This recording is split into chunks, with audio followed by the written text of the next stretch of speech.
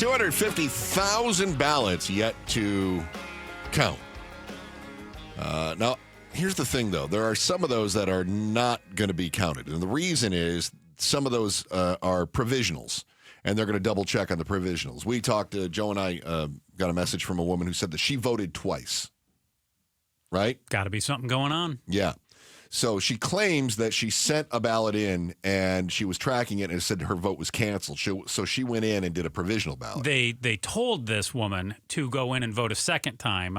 And that's what she claims. They told her, according to her, that if she did that, it would kick out one of them and only one would count. And she was then suspecting that something fishy was going on. I think she's fishy.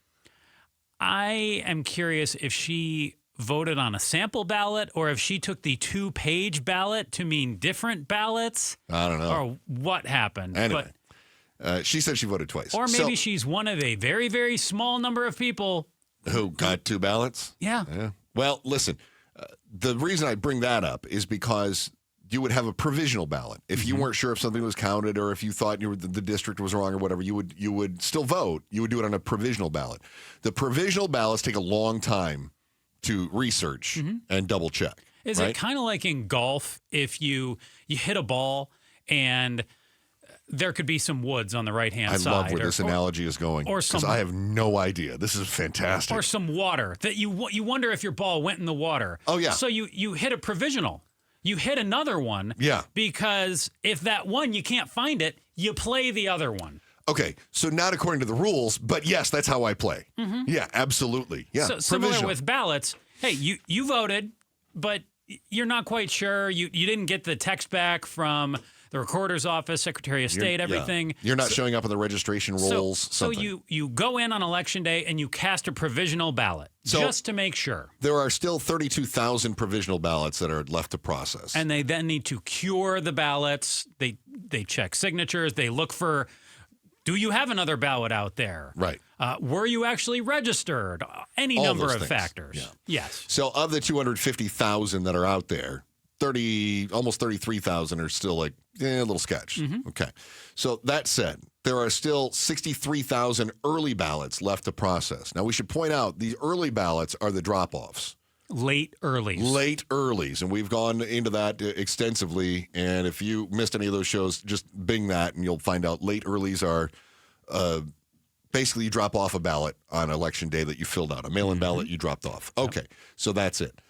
Where are we as far as the races go? We already know that Trump won Arizona. There was a clean sweep of all the swing states.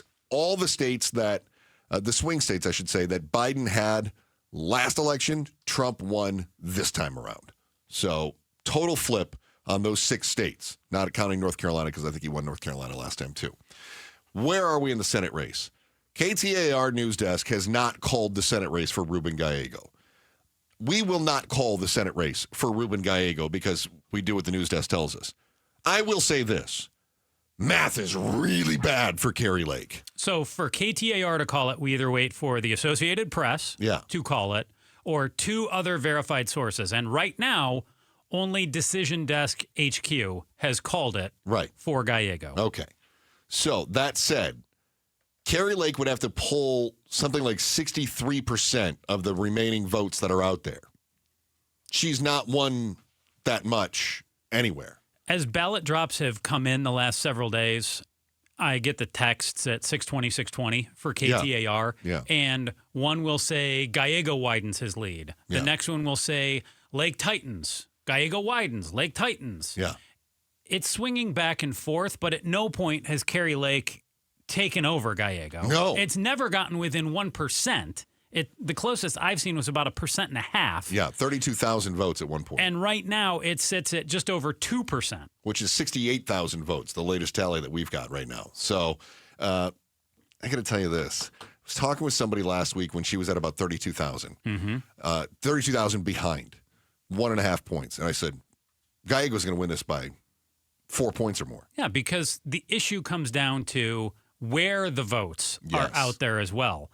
And in Maricopa County, she's been pulling less than 50% of the votes. consistently as the drops come in. And Pima County, which is Even the second worse. largest. Yeah. It's more like 2-1 in favor of Gallego. Yeah. And based on what you told me, those are the two places where the most outstanding votes remain. Yeah, I'm looking at it right now. The most outstanding votes, Maricopa's got 84,000. Pima County's got 79,000. So how is she going to pull, what did you say, 62, 63%? Yeah. So she's not. She needs a lot of votes from places that are not Pima and Maricopa County, or something to happen outside of the realm of, what would you say, just statistical probability? Yeah, absolutely. I'm trying to look at the actual numbers. 77. Yeah, I think Maricopa County has more than all of the other counties, save for Pima, combined. It's not impossible. It's highly improbable. There could be a number of votes out there that all of a sudden, they've counted all the Democrats. They've counted up a bunch of ballots. If all of a sudden they found 70,000 ballots for Carrie Lake? Can just imagine the people that would be crying for an instant replay on that one. Mm-hmm. Yeah, I don't think that's going to go over very well. Meanwhile, Engel and Sisquamani, this is in that race. House race? The House race, right. And I don't remember the district. I'll have it here in a moment. Yeah, 6. That's the southern part of the state, right? And kind of creeps up into Maricopa County. Mm-hmm. So Sisquamani still leads by just 2,000 votes. That one is just over 0.5% in his favor. And again, a lot of votes still outstanding. However, it's a whole lot different when we're talking about one single congressional district versus the entire state. Not nearly as many still outstanding in that district as there are in the entire state. So not 250,000 still outstanding. The AP has not called that race yet either. Math is not great for Kristen Engel. I would rather be Kristen Engel right now than Carrie Lake. Mm-hmm. But it still is looking an awful lot like Sisquamani is going to retain that seat. Now, you remember on election night, she leapt out to a big lead. She was up by double digits. But as the ballots kept coming in, Sisquamani kept chipping into that lead, kept chipping away. And then all of a sudden, he gets the lead, and he's been in the lead here for a few days. I think through the weekend, he's had the lead. Well, and Lake's chipped away at it as well from where it initially started. But it's kind of leveled off since then. It's come back. 30-ish thousand, 60-ish thousand, somewhere in there.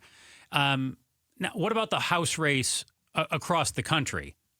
218 needed for the majority. Yes. I see the Republicans with 214, the Democrats with 204 right now, and still looks to me like the Republicans have... I don't have my map in front of me. Comfortable leads in a number of these races in California. Yes. That have not been called. I was reading something this morning, and I was going through the map, and I was looking at those that are not called, but who's leading. And I think I came away with about 8. I think it was 8 that I had for Republicans that were in the lead and probably going to take it. And in one race in California, it was 2 Republicans facing off. So that's obviously going to go to a Republican, right? And that's because they have the jungle primaries. Okay, so I've got 8 with Republicans. The Sisquamani race, as you mentioned, amongst them. Yep, and then me too. A handful in California, 1 in Iowa. Those for the Republicans, but 8 would give them 222. You only need to get to 218. Right. So if they win even half of those 8, they get to the 218. Whereas the Democrats are going to have to start flipping some of the races that they're losing in. Yeah, and the campaign is over. So that's just not going to happen. Thanks for watching The Chris and Joe Show. Click to see more from Chris and Joe and tap the button in the middle to subscribe to KTAR News.